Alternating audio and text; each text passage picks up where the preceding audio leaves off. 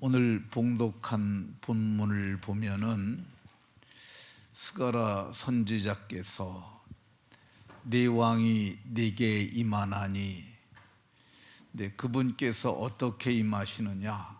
나귀의 작은 것 곧 나귀 새끼를 타고 임하신다고 말씀합니다. 그래서 오늘 말씀의 제목은 나귀 새끼 타고 임하신 우리 왕입니다. 한번 따라 하십시다. 나귀 새끼 타고 임하신 우리 왕.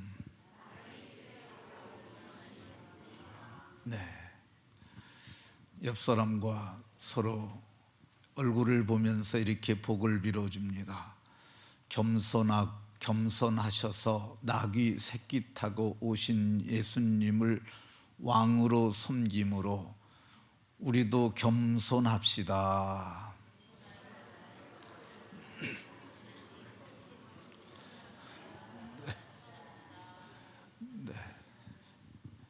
겸손하셔서 나귀의 작은 것 곧 나귀 새끼를 타고 임하신 우리 왕을 마음에 모심으로 그리스도처럼 겸손한 그리고 온유한 사람들이 다 되시기를 예수 그리스도의 이름으로 축원합니다.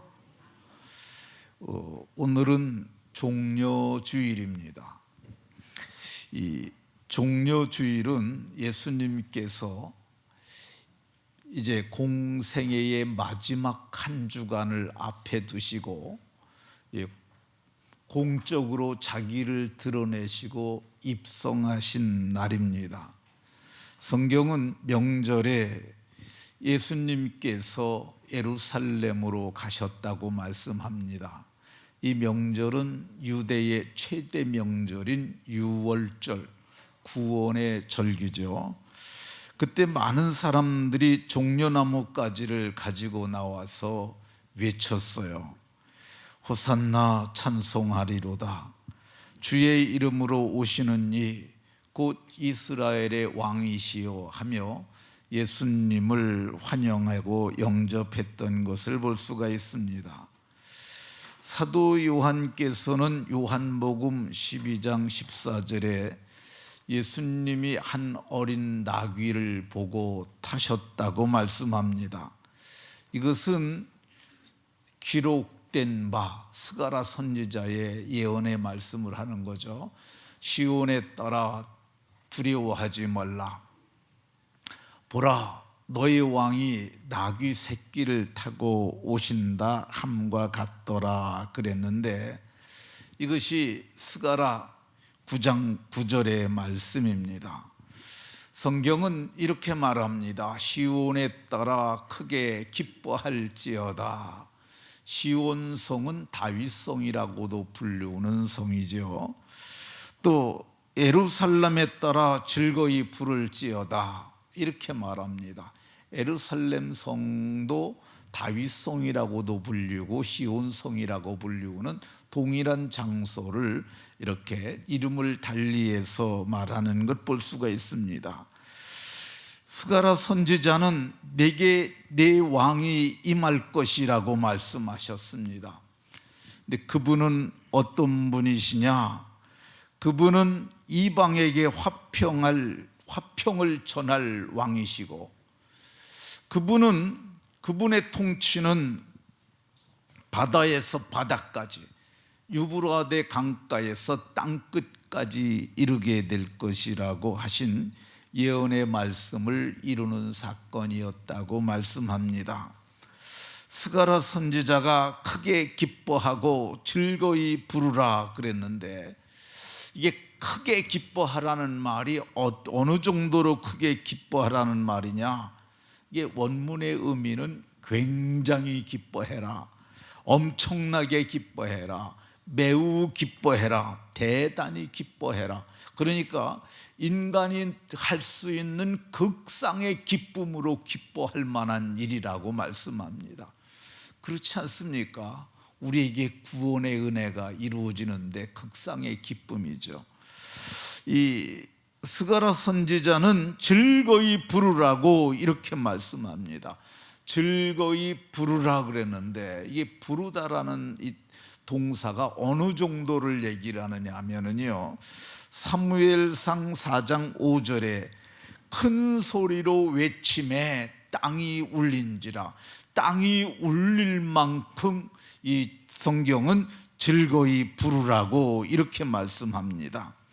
왜 크게 기뻐하고 그렇게 즐거이 불러야 할까?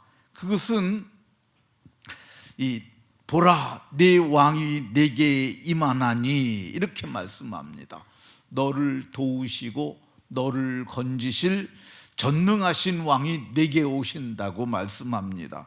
그러니까 크게 기뻐하고 즐거이 부르라고 말씀합니다. 그런데 이분이 누구십니까? 우리의 왕 되시는 그리스도이신 줄로 믿으시기 바랍니다. 선지자가 본 왕은 어떤 분이시냐? 에브라임의 병거와 예루살렘의 말을 끊겠고 전쟁하는 활도 끊으리니, 이 병거는 오늘날로 얘기하면 탱크 부대인데, 이 탱크 부대의 병거를 끊겠다는 말이 뭐냐면은 전차의 바퀴를 끊어버려서 못 가게 하겠다는 말이죠. 예루살렘의 말을 끊겠고, 이게 뭐냐면은요, 이 말 뒷굽을 끊으면은 말이 가지 못합니다. 그러니까 전쟁을 수행할 수 없게 하겠다는 말씀이죠. 전쟁하는 활도 끊으리니, 이 말은 전쟁을 끝내시겠다는 말이에요. 너를 도우시고 건지시고 전쟁을 끝내실 전능하신 왕이 임하실 거니 크게 기뻐하고 즐거워하라고 이렇게 말씀하고 있습니다. 이분이 누구십니까? 우리의 구원자 되시는 예수 그리스도신 줄로 믿으시기 바랍니다. 선지자가 본 왕은 어떤 분이시냐? 땅끝까지 화평의 통치를 이루실 왕이십니다. 그의 통치는 바다에서 바다까지, 그리고 유브라데 강에서 땅끝까지 이르리라 그랬는데, 이 유브라데 강에서 시작해서 땅끝까지라는 말은 온 지구를 다 일컫는 말이죠. 그러니까 그의 통치는 바다에서 바다까지, 유브라데 강에서 땅끝까지 이르실 분이라고 얘기를 합니다.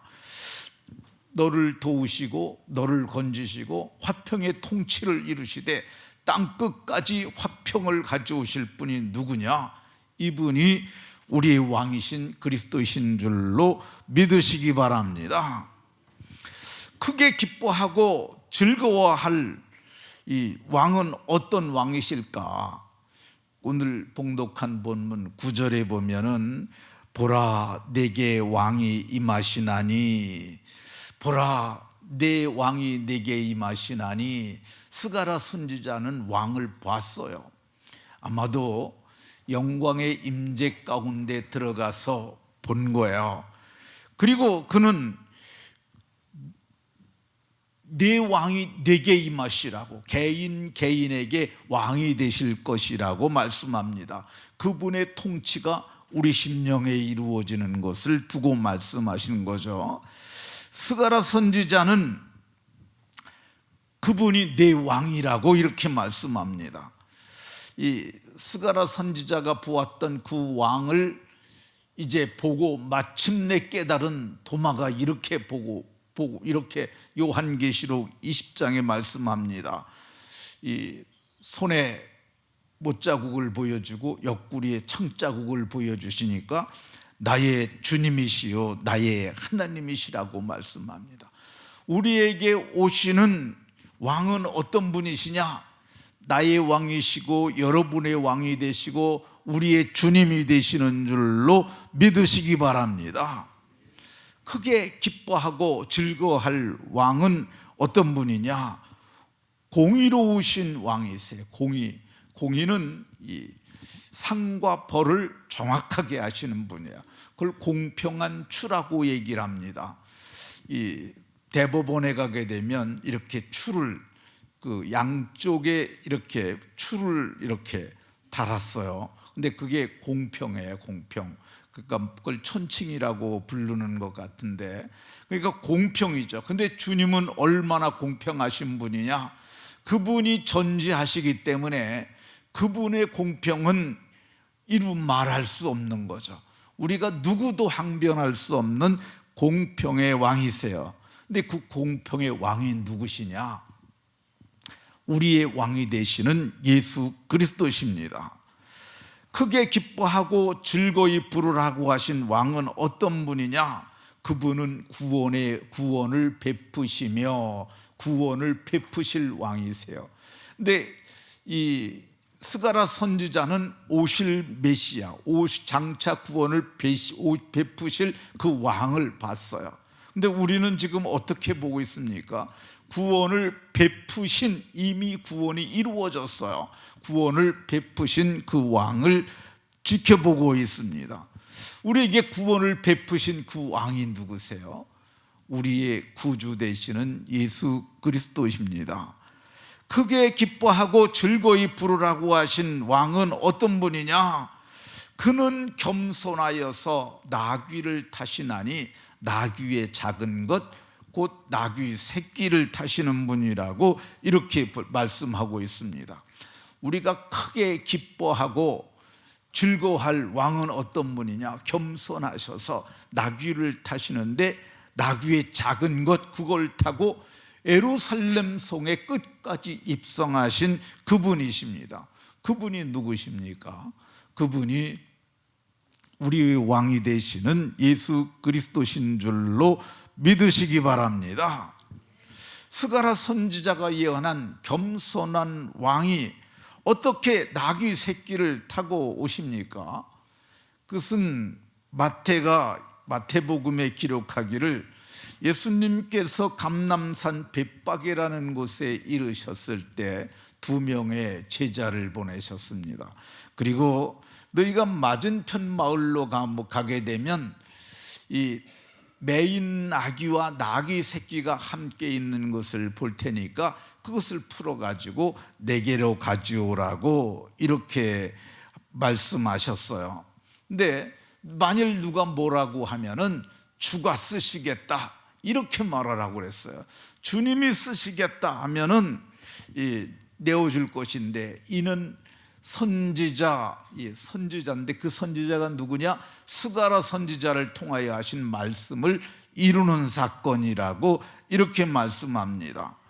그래서 정말 시온의 딸에게 이르기를 내 왕이 내게 임하나니 그는 겸손하여 나귀 곧 멍에 머는 짐승의 새끼를 탔도다 했는데 정말 스가랴 선지자의 예언대로 그렇게 나귀 새끼를 타셨습니다. 그래서 저들이 나귀 새끼를 끌고 오니까 나귀 새끼를 위해 자기들의 겉옷을 얹었어요. 그랬더니 예수님께서 그 겉옷 위에 나귀를 타시고 예루살렘을 들어가는데 그들이 겉옷을 펴서 길바닥에 펴고 또 나뭇가지를 베어다가 길바닥에 깔고 그리고 그들이 다윗의 자손이요 호산나 다윗의 자손이요 주의 이름으로 오시는 이요 가장 높은 곳에서 호산나 하더라 하면서 예수님을 찬송했던 것을 볼 수가 있습니다. 그러면 왜 크게 기뻐하고 즐거워할 왕이 왜 하필 나귀 새끼를 타신 것입니까? 그는 이 구약의 스가랴 선지자를 통하여 예언하기를 진짜 메시아는 진짜 구원해 주는 진짜 공의를 베푸실 땅끝까지 화평을 전하실 그 왕은 나귀의 작은 것 새끼를 타고 입성해야 한다고 예언이 되어 있기 때문입니다. 이거는 사람이 흉내낼 수가 없어요. 잠깐을 나귀 새끼를 타고 갈 수는 있지만은 이 6월절이 되면은 예루살렘에 20만 정도 인파가 모였다고 그래요. 20만이면은 어마어마한 양주가 이제 27만 됐으니까 다 아파트에 살아서 그렇지 한 곳으로 나와 보세요. 얼마나 사람들이 많겠나. 근데 그 가운데를 뚫고 지나가야 되는데 나귀 새끼 한 번도 사람을 타보지 않은 것은 탁 지나갈 수가 없어요. 그런데 오늘 예수님께서 그걸 이루시는 거야. 누구도 할 수 없는 것, 나귀의 작은 것 새끼가 어떻게 예수님을 모시고 그 성에 들어갈 수 있었겠어요? 우리 눈에는 보이지 않지만 이 벳세메스로 가는 암소가 뒤에서 새끼가 우는 소리가 있음에도 불구하고 그냥 갔거든요. 그는 눈에 보이지 않지만 천사가 고삐를 붙잡고 갔던 거야. 근데 오늘 예수님께서 입성하시는데 나귀의 작은 것 새끼를 타고 입성하실 수 있었던 이유는 천사를 보내서 그 다리를 붙잡고 힘을 줘서 가게 할 수 있던 것이죠.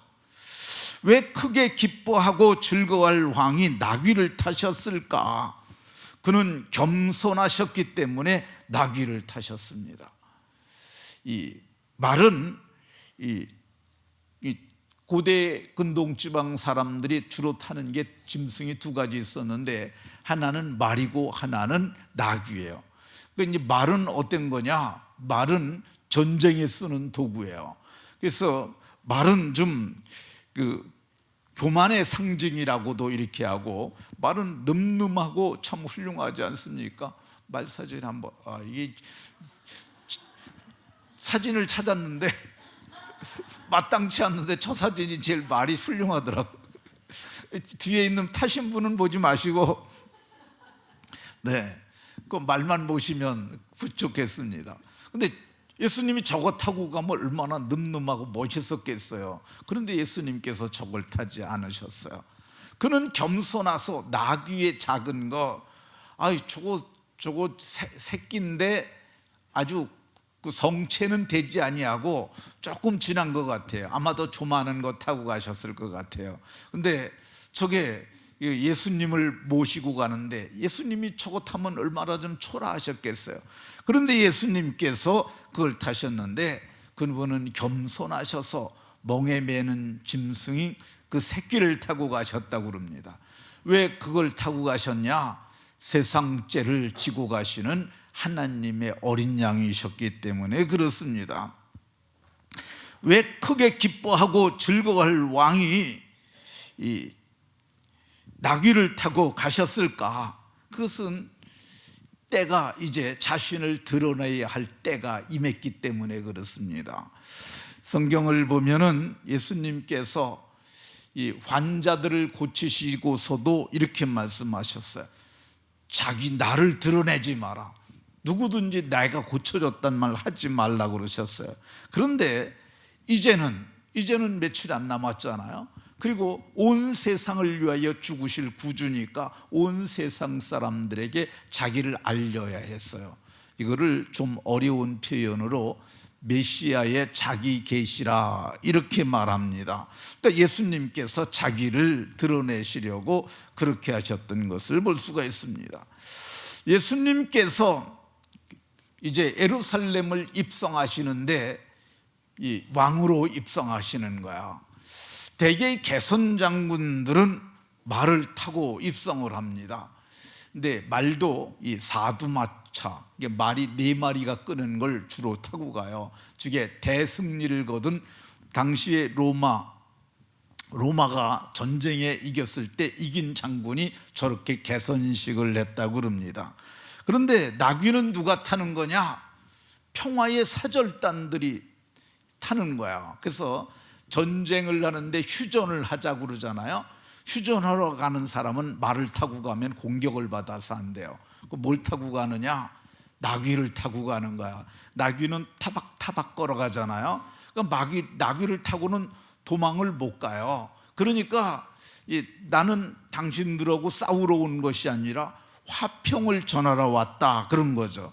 그러니까 예수님께서 이렇게 가실 적에 이제 나귀를 타고 예루살렘을 입성했더니 사람들이 자기의 겉옷을 강요하지 않았어요. 나귀의 새끼의 등에다가 그거를 놨고 예수님께서는 그 위에 앉으셨고, 그리고 많은 사람들이 자기의 겉옷을 길에 덮으면서 큰 소리로 찬양했어요. 하나님을 찬양하고 주의 이름으로 오시는 왕이라고 찬양했던 것을 볼 수가 있습니다. 나귀 타고 입성하신 예수님 사진 한번 띄워보세요. 네, 저렇게 나귀의 작은 것 저렇게 타고 저건 좀 큰 것 같아 너무. 근데 실제는 예수님이 작은 것 새끼를 타셨는데 내가 아까 띄웠던 사진에 적절한데 저건 좀 큰 것 같습니다. 그렇게 입성하셨습니다. 왜 예수님께서 크게 기뻐하고 즐거워할 우리의 왕이 되시는데 그분께서 왜 그렇게 초라하게 입성하셨느냐? 그럼에도 불구하고 그분은 자기 백성을 저희 죄에서 구원하실 분이세요. 그래서 그분은 자기 백성들의 영접을 받기 위해서 들어가셨어요. 그래서 어떤 이들은 나뭇가지를, 어떤 이들은 종려가지를, 어떤 사람들은 자기의 겉옷을, 또 어떤 사람들은 주의 이름으로 오시는 왕이라고 찬양을 했고 다윗의 자손이라고 그렇게 찬양을 했던 것을 볼 수가 있습니다. 그러면 왜 크게 기뻐하고 즐거워할 왕이 나귀를 타고 입성을 하셨을까? 그것은 때가 유월절이기 때문에 그렇습니다. 예수님은 유월절에 어린 양이 되시려고 나귀를 타고 입성하셨어요. 이스라엘 백성들은 애굽에서 나오던 그날, 애굽에서 나오던 그날에 양을 잡았어요. 그래서 양의 멱통을 끊는 거예요. 멱통은 심장으로 가는 대동맥 그걸 끊는 건데 거기다 짐승을 밑에 양푼을 놓고 멱을 끊고 그럼 숨을 쉴 때마다 피가 왈칵왈칵 쏟아져 나와요.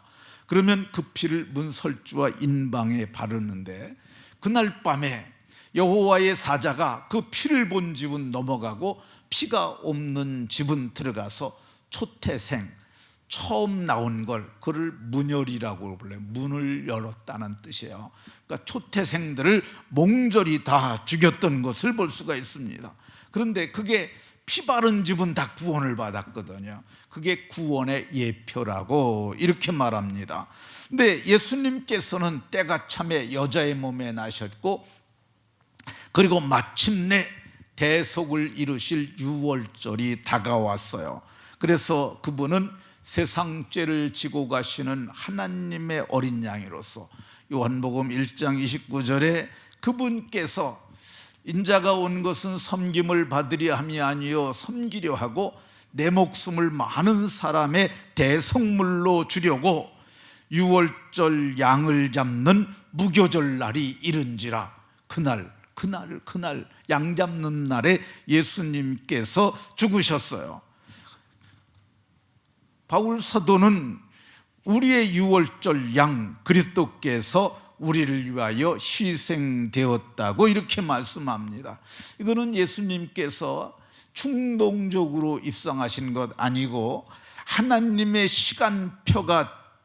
시간표를 따라서 구약 성경은 오실 메시아에 대해서 이렇게 증언을 했는데 때가 참에 여자의 몸에 나셨고 또 때가 참에 이제 죽어야 할 때가 되셨으니까 우리의 구원을 이루기 위해서 양 잡는 시간에 유월절 양 잡는 날에 양 잡는 시간에 양을 잡는 제사장들의 붙잡혀서 십자가에서 못 박혀 죽으셨던 것을 볼 수가 있습니다.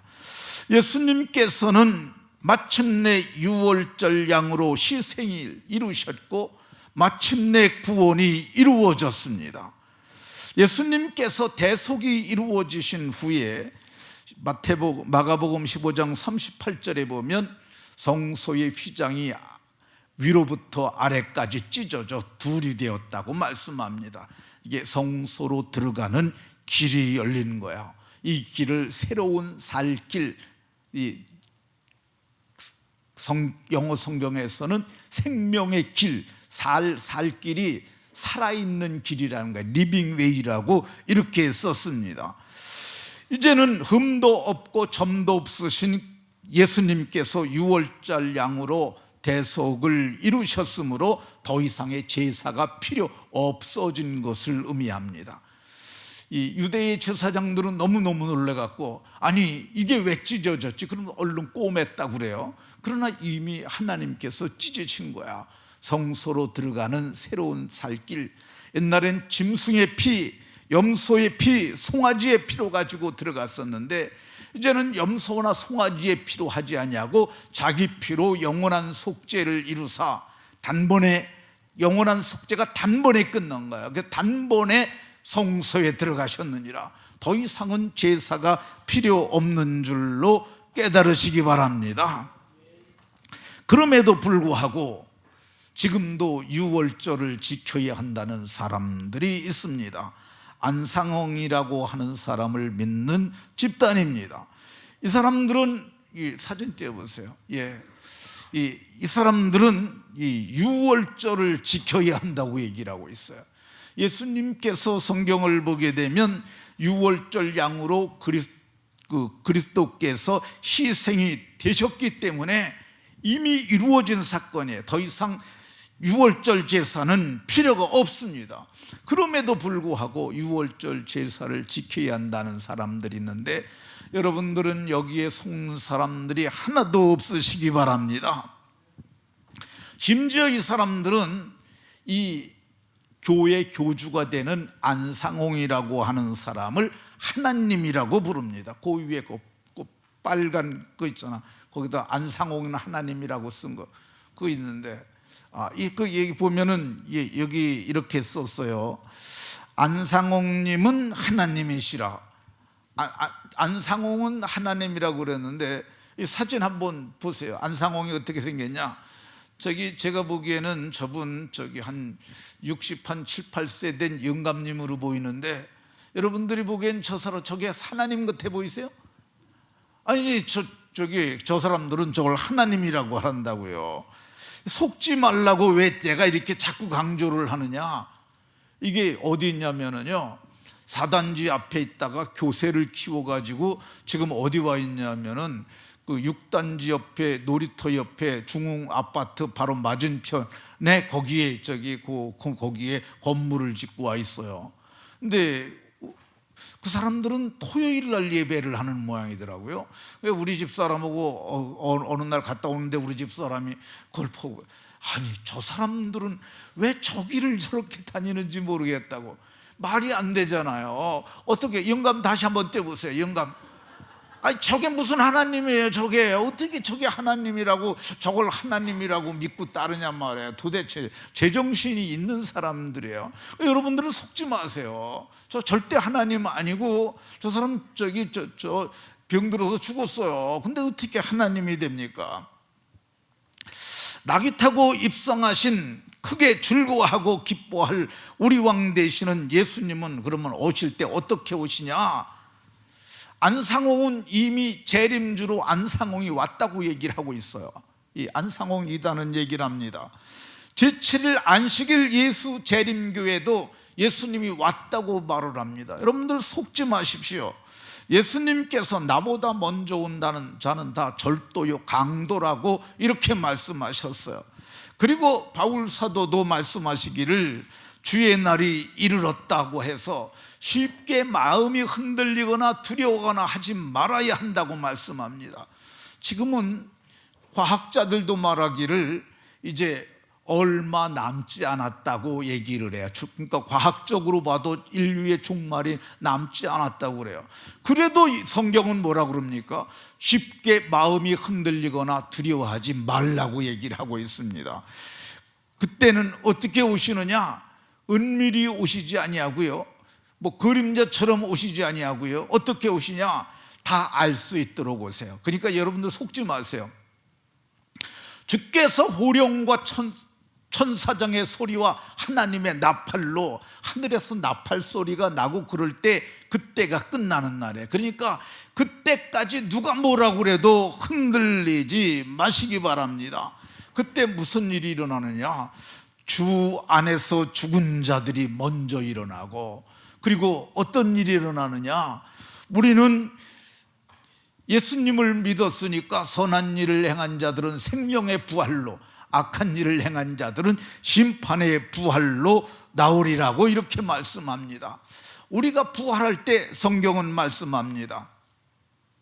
우리의 낮은 몸을 자기의 영광의 몸의 형체와 같이 변케 하시리라고 말씀합니다. 그래서 우리가 주와 항상 함께 있게 될 줄로 마음에 믿으시기 바랍니다. 말씀을 마치도록 하겠습니다. 오늘 성경은 크게 기뻐하고 즐거이 부를 왕이 2000년 전에 예루살렘에 성경의 예언대로 나귀 타고, 나귀의 작은 것 새끼를 타고 오셨던 것을 말씀하고 있습니다. 우리 모두가 그분께서 이루신 구원의 은혜로 영생을 얻었으니 그분을 기뻐하고 즐거워하며 하나님을 영화롭게 하고 또 이번 한 주간도 경건하게 지내는 복이 있으시기를 예수 그리스도의 이름으로 축원합니다.